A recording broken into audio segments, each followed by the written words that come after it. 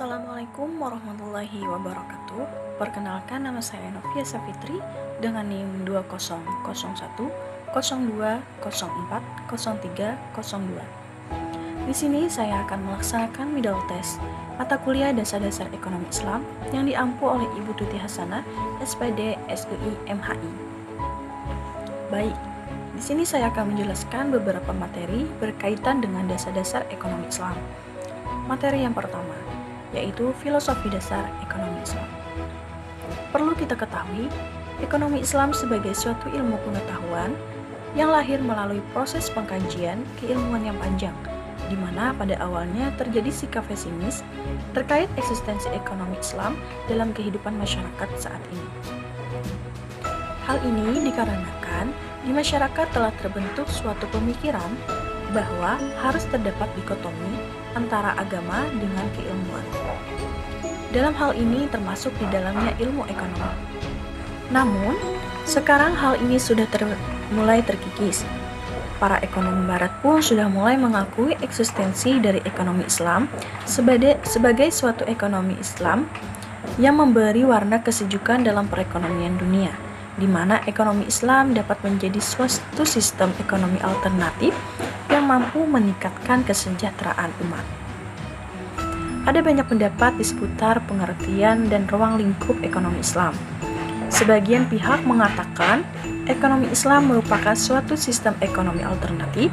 Makna sistem ekonomi alternatif di sini adalah sistem ekonomi Islam dapat menjadi suatu sistem ekonomi alternatif pilihan selain sistem ekonomi kapitalis dan sosialis. Akan tetapi, pendapat ini kurang tepat karena memosisikan sistem ekonomi hanya sebagai sistem ekonomi pilihan atas kegagalan dalam sistem ekonomi kapitalis dan sosialis. Sementara ada pula yang menyatakan bahwa ekonomi Islam sebagai suatu sistem ekonomi pertengahan. Pendapat ini menempatkan sistem ekonomi Islam berada pada posisi di tengah-tengah antara sistem ekonomi kapitalis dan sosialis. Namun pendapat ini pun kurang tepat karena memosisikan sistem ekonomi Islam layaknya sistem ekonomi tambal sulam atas kelemahan yang terdapat pada sistem ekonomi kapitalis dan sosialis. Terakhir, ada yang menyatakan bahwa ekonomi Islam sebagai suatu sistem ekonomi solutif. Inilah pendapat yang lebih tepat, yaitu dengan memosisikan sistem ekonomi Islam sebagai suatu sistem yang dapat menjawab kegagalan yang terdapat sistem ekonomi konvensional, baik kapitalis maupun sosialis, dengan menawarkan solusi yang dapat memberikan kesejahteraan maksimal kepada umat. Ekonomi Islam tercantum dalam Undang-Undang Nomor 3 Tahun 2006 tentang perubahan atas Undang-Undang Nomor 7 Tahun 1989 tentang Peradilan Agama Pasal 49 yang berbunyi, ekonomi syariah adalah perbuatan atau kegiatan usaha yang dilaksanakan menurut prinsip syariah. Adapun kegiatan usahanya meliputi bank syariah, lembaga keuangan mikro syariah, asuransi syariah, reasuransi syariah, reksadana syariah, obligasi syariah, dan surat berharga berjangka menengah syariah, sekuritas syariah, pembiayaan syariah, penggadaian syariah, dana pensiun lembaga keuangan syariah, dan bisnis syariah. Adapun prinsip dari ekonomi syariah itu ialah prinsip tauhid dan persaudaraan, prinsip pekerja dan produktivitas, prinsip distribusi kekayaan yang adil. Adapun tujuannya yaitu pemenuhan kebutuhan dasar meliputi pangan, sandang, papan, kesehatan, dan pendidikan untuk setiap lapisan masyarakat. Memastikan kesetaraan kesempatan untuk semua orang, mencegah terjadinya pemusatan kekayaan, dan meminimalkan ketimpangan distribusi pendapatan dan kekayaan di masyarakat. Memastikan kepada setiap orang kebebasan untuk mematuhi nilai-nilai moral, dan terakhir memastikan stabilitas dan pertumbuhan ekonomi. Baik, materi yang kedua yaitu harta dan kepemilikan dalam Islam. Pengertian harta adalah sama dengan perkataan mal dalam bahasa Arab yang bermaksud apa-apa yang dimiliki dari segala sesuatu. Harta juga membawa maksud tiap-tiap benda, barang perniagaan, harta alih, uang atau binatang yang dimiliki sama ada secara individu atau kumpulan.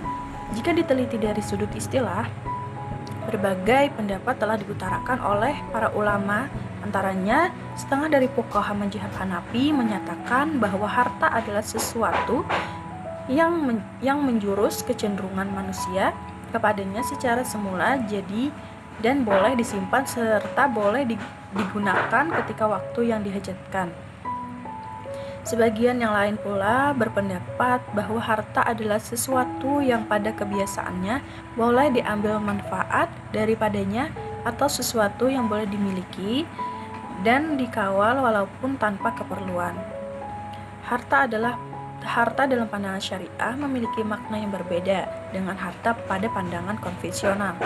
Secara umum, hal yang membedakan antara keduanya adalah terletak pada posisi harta dalam pandangan konvensional. Adapun konsep harta, menurut istilah, harta dapat didefinisikan sebagai suatu ikhtisas yang menghalangi yang lain. Menurut syariat yang membenarkan pemilik ikhtisas ini untuk bertindak terhadap barang miliknya sekehendaknya kecuali ada penghalang. Sedangkan Al-Wahhab Al-Juhaili mendefinisikan bahwa harta adalah keistimewaan. Terdapat sesuatu yang menghalangi orang lain darinya dan pemiliknya bebas melakukan tasarruf secara langsung kecuali ada halangan syar'i. Beberapa definisi harta tersebut terdapat dua istisna atau keistimewaan yang diberikan oleh syara kepada pemilik harta. Di antaranya, pertama, keistimewaan dalam menghalangi orang lain untuk memanfaatkannya tanpa kehendak atau izin pemiliknya. Yang kedua, keistimewaan dalam tasarruf. Tasarruf adalah sesuatu yang dilakukan oleh seseorang berdasarkan iradah atau kehendak, dan syara menentukan kebatasannya beberapa konsekuensi yang berkaitan dengan hak. Oleh sebab itu, kepemilikan seseorang mempunyai keistimewaan berupa kebebasan dan bertasarruf, membuat sesuatu atau tidak berbuat sesuatu, kecuali ada halangan tertentu yang dimiliki oleh syara. Kata halangan di sini adalah sesuatu yang mencegah orang lain yang bukan pemilik suatu barang untuk mempergunakan atau memanfaatkan dan bertindak tanpa persetujuan lebih dahulu dari pemiliknya. Selanjutnya, sebab kepemilikan individu dalam Islam. Halalnya kepemilikan individu tidak lantas membuat individu memiliki kebebasan untuk memiliki apa saja yang diinginkannya. Islam telah mengatur serta memberikan batasan-batasan bagi terjadinya kepemilikan individu melalui dua cara. Yang pertama, bekerja keras dengan cara membuka lahan yang mati atau tidak bertuan. Rasulullah memberikan batasan waktu kepemilikan selama 3 tahun. Apabila setelah tanah mati, dibuka dan ditanami selama 3 tahun, maka tanah tersebut menjadi miliknya. Sedangkan apabila setelah dibuka tidak ditanami dalam jangka waktu 3 tahun, maka tanah tersebut dapat diambil alih oleh orang lain. Yang kedua, pewarisan dan akad pemindahan hak milik seperti penjualan, hibah, wasiat, dan transaksi-transaksi lain yang dibenarkan oleh syariat Islam. Adapun jenis-jenis kepemilikan dalam Islam, yaitu kepemilikan individu atau al-malkiyah al-faradiyah. Yang kedua, kepemilikan umum, al-milkiyah al-ammah. Yang ketiga, kepemilikan negara, milkiyah ad-daulah. Baik, materi yang ketiga yaitu riba, gharar, dan maisir. Riba. Pengertian riba. Riba berasal dari bahasa Arab, artinya tambahan atau ziyadah, yang berarti tambahan pembayaran atas uang pokok pinjaman. Sementara menurut istilah, riba adalah pengambilan tambahan baik dalam transaksi jual beli maupun pinjam meminjam secara batil atau bertentangan dengan prinsip muamalah dalam Islam. Hukum melakukan riba adalah haram menurut Al-Quran, Sunnah, dan ijma para ulama.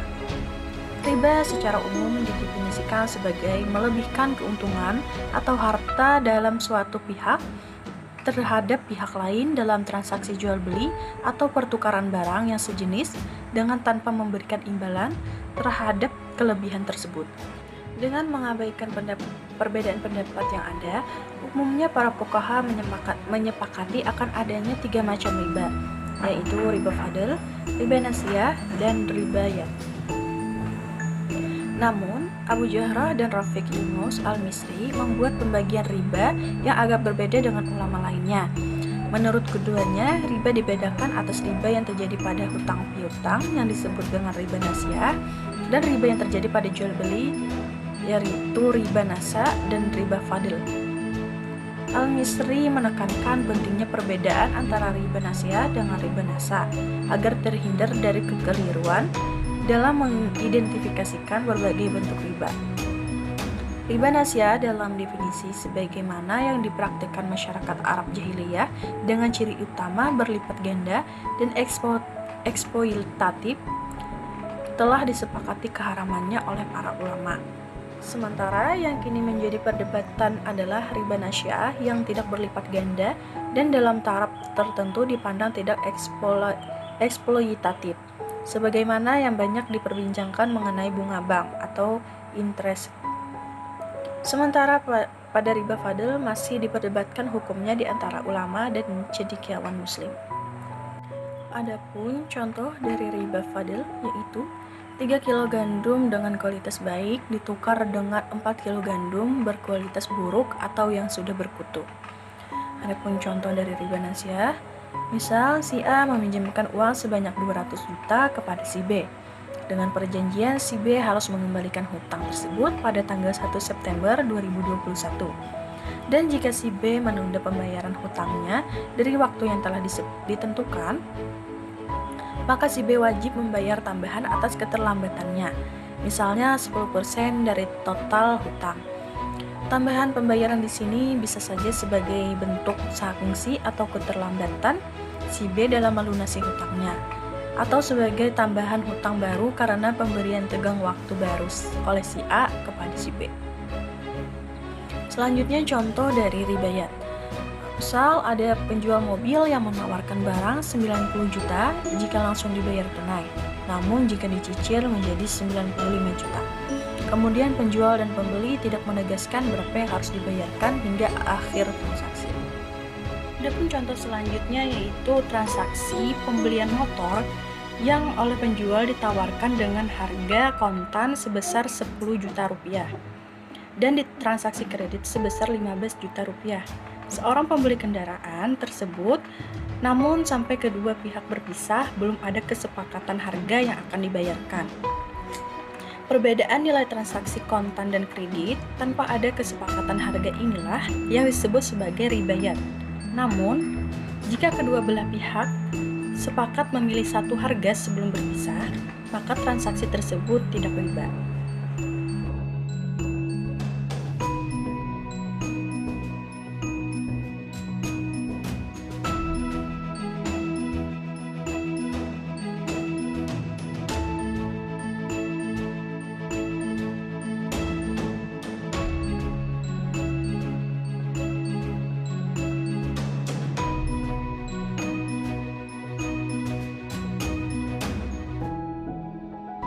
Mungkin itu saja materi berkenaan dengan dasar-dasar ekonomi Islam yang dapat saya sampaikan, yang saya rangkum dalam 3 materi, yaitu filosofi dasar ekonomi Islam, harta dan kepemilikan dalam Islam, serta riba, gharar, dan maisir. Salah khilaf kiranya dimaafkan. Wassalamualaikum warahmatullahi wabarakatuh. Terima kasih.